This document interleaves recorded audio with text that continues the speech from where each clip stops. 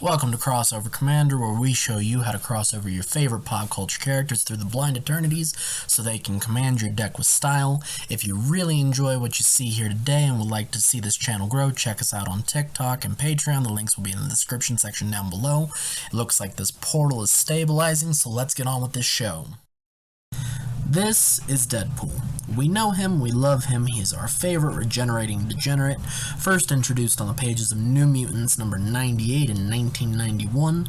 He was originally a supervillain, but has morphed into the lovable, friendly neighborhood menace that we all know him as today. His anti-hero persona is complete with a regeneration factor, fantastic cooking skills, and a sense of humor that breaks the fourth wall. It is with that set of skills that he set off on a new adventure to try and find the secret ingredient for his chimichanga. In doing so, he stumbled through a portal and began surfing his food truck through the blind eternities. In this strange place that Deadpool now found himself in, he realized one thing, and that was he needed to fit himself onto a card. I'd like to present to you Deadpool the card. I know what you're thinking, it's not actually Deadpool, but for this deck it is. And besides, you're going to tell me that that ridiculous name is not something he'd come up with? I think not. So you might be wondering what Asmora and Deadpool have in common. Well, on the surface, it's not a whole lot. There's a little bit of her story that is a little Deadpool-esque. She summoned a pit lord and tried to duel it using food. That seems like some Deadpool nonsense right there, but it's the card mechanics that really make this interaction shine. She's a cheap commander, meaning that she can stay out, and if she gets killed, she can come back out to regenerate in a way, and that's very Deadpool. And then her last ability, being able to sacrifice 2 food tokens to have a creature deal 6 damage to itself. That's killing people with food. That is straight chimichanga bombs, hot dog grenades, straight Deadpool nonsense. Now, the Underworld Cookbook and the Witch's Oven work great with this interaction to help keep a constant supply of food tokens in order to keep her up and running. So before we look at the rest of the cards, let's have a small talk about the strategy and the rule 0 for this deck. This deck is trying to set up a value engine to outvalue your opponents, and its playstyle fits comfortably at casual tables. And to claim victory with this deck, once your value engine comes online, we can use key cards to grind out a win while Deadpool nukes our opponent's threats with food bombs. Now that we've introduced Deadpool as our commander and gone over the strategy and win conditions for the deck, I'd like to take this moment to remind you that this is a crossover themed build. With that being said, crucial cards for the theme will be added regardless of price. However, cards that are not essential to fit the theme will be made as budget friendly as possible.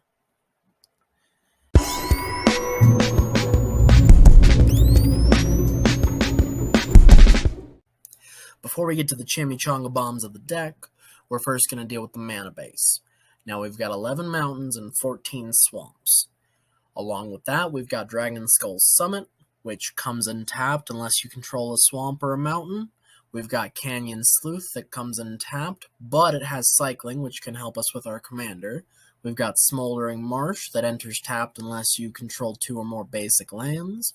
And then we've got Foreboding Ruins that allows you to reveal a swamp or a mountain from your hand, and if you don't, then it comes in tapped. These are the best dual-colored lands we can get for our price range without going crazy. And considering lands aren't going to make or break this deck, let's save some money here. We've also got Command Tower and Myriad Landscape to add a little bit of fixing, as well as a little bit of ramp in Myriad Landscape's case. And then we've got Soul Ring and Arcane Signet to help us with the rest of our ramp.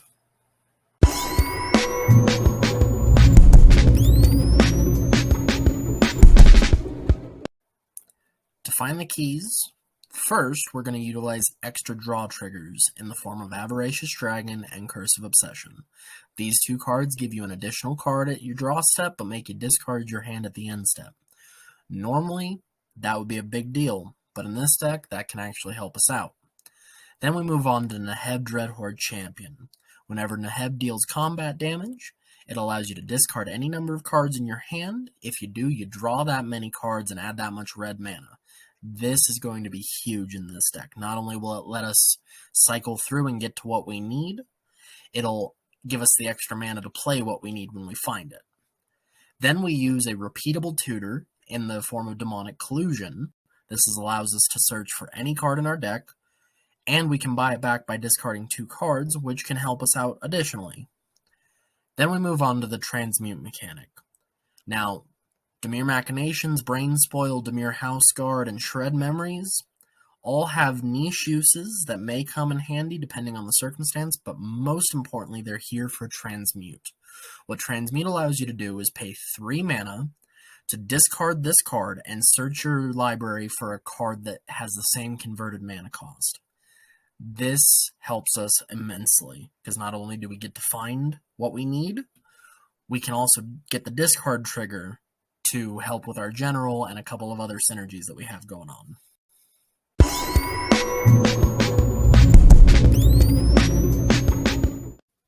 With Deadpool as our commander, we can take specific advantage of the cycling mechanic. Now, the cycling mechanic allows you to discard the card in hand to draw a card. Now, we are using Undead Gladiator, Ash Barons, Viashino Sandsprinter, Grave Upheaval, Ruin Grinder, Flame Blitz, Battle Plan, and Tectonic Reformation. Now, like the Transmute mechanic, we're mainly using them for cycling. However, in special cases, certain cards will have great effect. For example, Tectonic Reformation, if you use it as the card instead of the cycling mechanic, you can give all your lands cycling so you don't get flooded.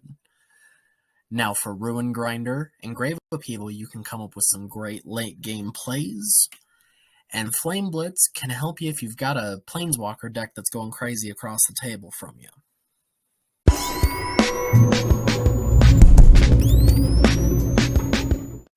Deadpool also loves to rummage. Now, rummaging in Magic is where you discard a card to draw a card. With that being said, Anju Falconwrath, Rummaging Goblin, Mad Prophet, Conspiracy Theorist, these are all creatures that'll help you rummage through your deck. We've also got the spells Cathartic Reunion, Thrill of Possibility, Faithless Salvaging, and Unexpected Windfall to do the same. Now, there's specific synergy that will come up later with Unexpected Windfall and the treasure tokens.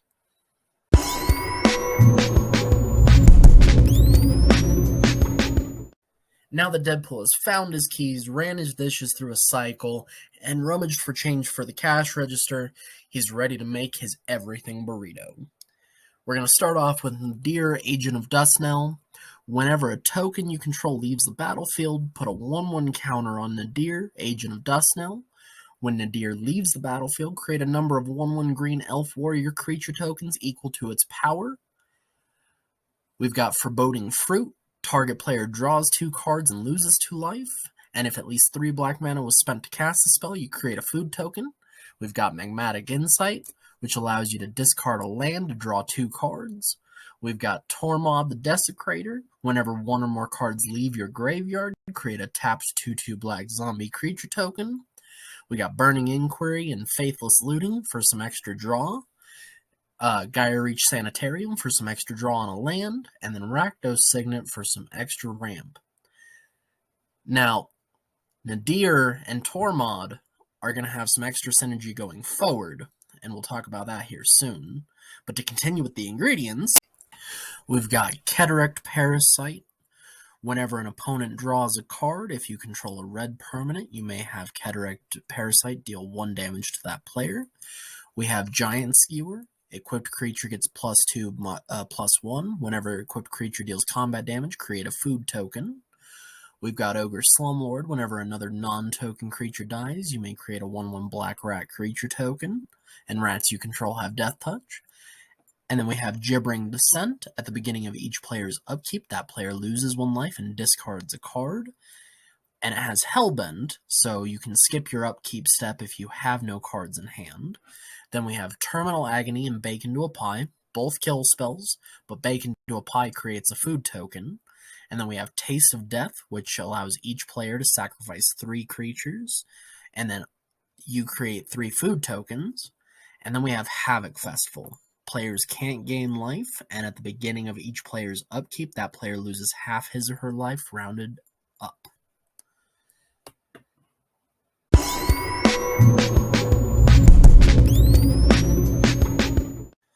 The best part about Deadpool's food truck is he doesn't let anything go to waste, even if it's got roaches on it or it was cooked a week ago.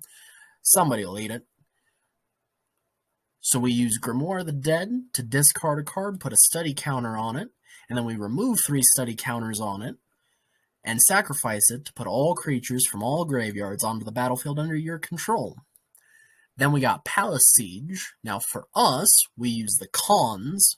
At the beginning of your upkeep, return target creature card from your graveyard to your hand. Then we have a Bag of Holding. Whenever you discard a card, exile that card from your graveyard. Then it taps for 2, draw a card, then discard a card. Then it taps for 4, sacrifice the Bag of Holding, return all cards exiled with the Bag of Holding to their owner's hands. Then we've got Brood of Cockroaches and Endless Cockroaches. Brood allows you to pay 1 life and return it at the end of your turn to your hand from the graveyard. And then Endless Cockroaches, when it dies, it just comes back to your hand. And then we've got Abandoned Sarcophagus. Now, when I was talking earlier about the cycling mechanic having extra utility, this is what I was talking about. You may cast spells that have the cycling ability from your graveyard. If a card that has the cycling ability would be put into your graveyard from anywhere and it wasn't cycled, exile it instead. Now that's not going to be a problem for us because by the time we're using this card, they've already been cycled, and we're just trying to get some extra utility out of them. Then we have Call of the Netherworld. Return target black creature card from your graveyard to your hand. Now, this is super cheap, even at 1 mana, but it can be for free if we discard it first. Then we've got Chainer Nightmare Adept acting as our sous chef to make sure nothing goes to waste. We can discard a card with him, and then cast a creature spell from our graveyard. This ability can only be activated once per turn, however. And then whenever a non-token creature card is played from your graveyard, it gains haste.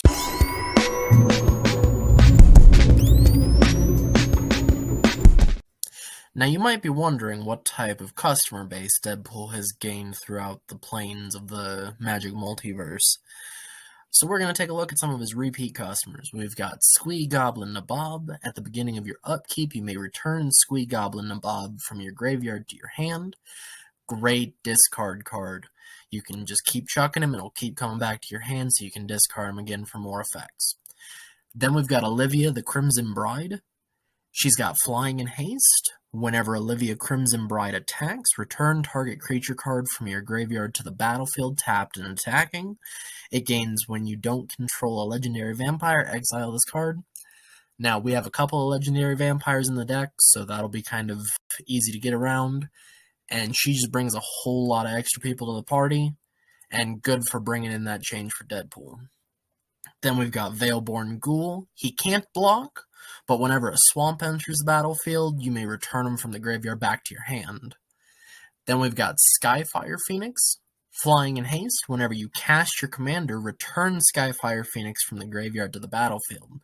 This has actually got a really cool interaction with the commander, because if you discard this card to get Deadpool out, then you can immediately bring it back onto the field, and then you're getting a Flying Haste 3/3, and that's pretty cool. And then we have Squea the Immortal. You may cast Squea the Immortal from your graveyard or from exile, so great sacrifice fodder, you can just continually bring them back out. Then we've got Rekindling Phoenix. It's flying, and when Rekindling Phoenix dies, create a 0/1 elemental creature token with, at the beginning of your upkeep, sacrifice this creature and return target card named Rekindling Phoenix from your graveyard to the battlefield. It gains haste until the end of turn. So once you get this out on the field, you can keep sacking it, you can keep throwing it against monsters, it's just going to keep coming back and you're going to keep getting sacrifice triggers. It's excellent. Then we've got Cauldron Familiar. When Cauldron Familiar enters the battlefield, each opponent loses 1 life and you gain a life. And if you sacrifice a food, you can return it straight back to the battlefield and do it again. With the Witch's Oven, this gets pretty nasty, because you can just cycle. And then we've got the Nether Trader. Whenever another creature is put into the graveyard from play, you may pay 1 black mana. If you do, return Nether Trader from the graveyard to play.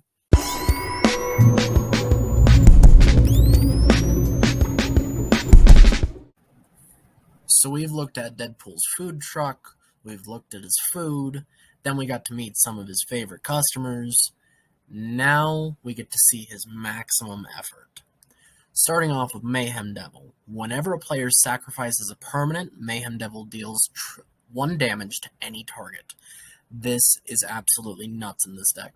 We're going to be sacking treasure tokens, sacking food tokens, and sacking other creatures for food tokens.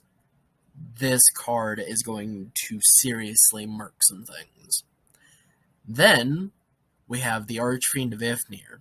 It's flying, and whenever you cycle or discard another card, put a -1/-1 counter on each creature your opponent controls. This can potentially board wipe our opponents several times over, if it's not dealt with. Then we have one of my favorite cards, personally, the Disciple of the Vault. For 1 mana, this effect is absolutely insane. Whenever an artifact is put into the graveyard from the battlefield, you may have target opponent lose 1 life. I have run this deck a couple of times, and I have seen people drop 10, 15 life in 1 turn because of all the artifacts that get sacrificed. And then we have the Glint Buccaneer. It has haste, and whenever you discard a card, Glint Buccaneer deals 1 damage to each opponent. And then he has for 1 and 1 red to discard a card, draw a card, and activate this ability only if Glint Buccaneer is attacking. So he can be his own discard trigger to ping the board. Then comes the kind of centerpiece for a lot of the combos in this deck is the Academy Manufacturer. It is a 3-cost artifact creature. It says, if you would create a clue, food, or treasure token, instead you create 1 of each. So when we do our food synergies, we're going to be getting mana. When we do our treasure synergies, we're going to be making food. The clue tokens will allow us to help get some card draw going. It's absolutely insane. And then when you mix it with the next 2 cards, Surly Badgesaur and Bone Miser, who do pretty similar things, things get crazy. Surly Badgesaur says, whenever you discard a creature card, put a 1/1 counter on Surly Badgesaur. Whenever you discard a land card, create a treasure token. And whenever you discard a non-creature, non-land card, Surly Badgesaur fights up to 1 target creature an opponent controls. Or that you don't control. And then Bone Miser says, whenever you discard a creature card, create a 2/2 black zombie. Whenever you discard a land card, add 2 black mana. And whenever you discard a non-creature, non-land card, draw a card. And then to wrap this whole thing up with a bow, as Deadpool would like to put it, we've got Revel in Riches. So once we've fed all of our customers, maxed out our loot in that register, we can just straight win the game. It says, whenever a creature an opponent controls dies, create a colorless treasure artifact token that you can sack to add an additional mana. But at the beginning of your upkeep, if you control 10 or more treasures, you can win the game. You can do this instantly with your discard synergies, your food synergies, the Academy Manufacturer. You can pump out treasure tokens like no tomorrow. It can win you the game for sure. Now that we've gone through Deadpool's deck, it's time to look at the average price and the stats for the deck. At the time of this release, the average price is $95 to $120 depending on where you're purchasing from. It can also be a lot lower if you're willing to play with damaged cards. The stats for the deck are as follows. 9 ramp, which is pretty good, and a lot more actually if you consider the treasure tokens that we're capable of pumping out. Then we've got 5 tutors to look for what we need. Then 17 card draw spells to get through the deck, as well as more if we consider the clue tokens that we'll be able to make in abundance. Then we've got 10 forms of interaction. All of this is creature-based interaction. We don't have anything to remove artifacts or enchantments or anything like that. Deadpool is not the type of guy who would worry about what type of gun you're holding or what type of magic you're casting. He'd just try and kill you.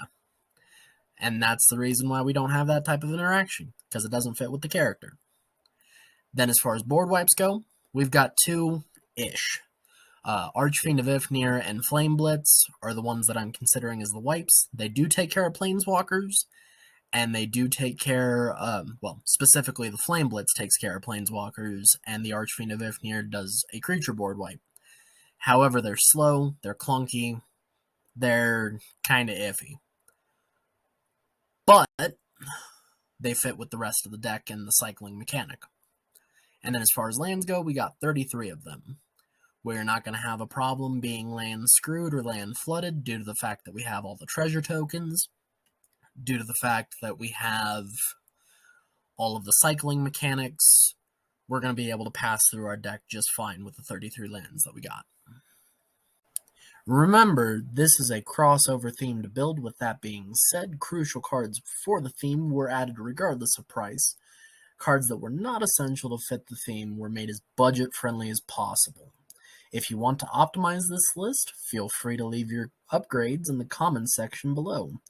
Most importantly, this deck is meant to be a new and engaging way to spice up your Commander games, so fun is the top priority.